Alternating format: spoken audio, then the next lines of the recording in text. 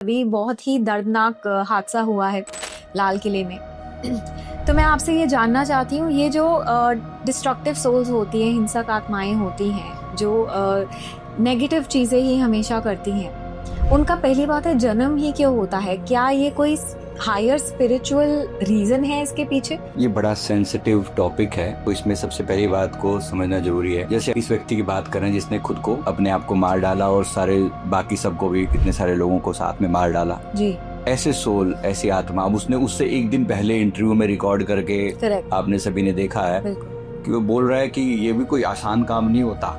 वो अपने आप को जस्टिफाई कर रहा है मरने से पहले कि मैंने जो किया वो कितना महान कार्य है, आपको क्या पता। वो वास्तव में सबको ये बताना चाह रहा है अपनी टूटी फूटी भाषा में। उसने जो समझाया असल में ब्रेन वॉश्ड है, सिंपल सी भाषा में ना। बात ये कि इस केस में तो हमें दिख रहा है किसने ब्रेन वॉश किया उसका, किसने ब्रेन वॉश किया। वो जो पीछे उसके आका बैठे हुए हैं जिन्होंने उसके दिमाग को इस तरीके से कंट्रोल किया और ब्रेन वॉश करके वो क्या गेम खेलना चाह रहे हैं। ये सब सत्ता के पुजारी हैं, इनको पावर चाहिए सीधी भाषा में।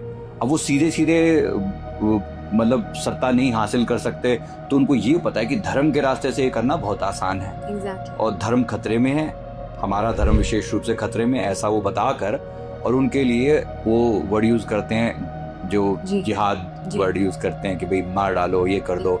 अब इसके निमित्त, अल्लाह के निमित्त, परमात्मा के निमित्त मार देना किसी को उनके लिए जायज वो ठहरा देते हैं। अब दिमाग में इतना जहर भर दिया, अब उसको केवल वो 72 हुरे दिखाई पड़ रही हैं। बस अगर मैं मरूंगा तो मरने पर स्वर्ग मिलेगा, मतलब, और वो हुरे मिलेंगी, और वो सब के लालच में उसके दिमाग में इतना ज्यादा वो क्रिएट कर दिया है हाइप कि वो उसके लिए कोई फर्क नहीं पड़ता। उसको लगता है यहाँ तो मैं तमाशा कर रहा हूँ, इसको क्या, इतने लोग मर गए, मुझे तो मजा मिल गया ना। Very simple. रावण जैसा सोल कॉन्ट्रैक्ट, रावण जैसा, यानी उस केस में क्या होता है कि अब देखो, भगवान राम को एक रोल प्ले करना है, यानी प्रकृति में घटना घटनी है, उस घटना में किसी को एक नेगेटिव रोल प्ले करना है जी।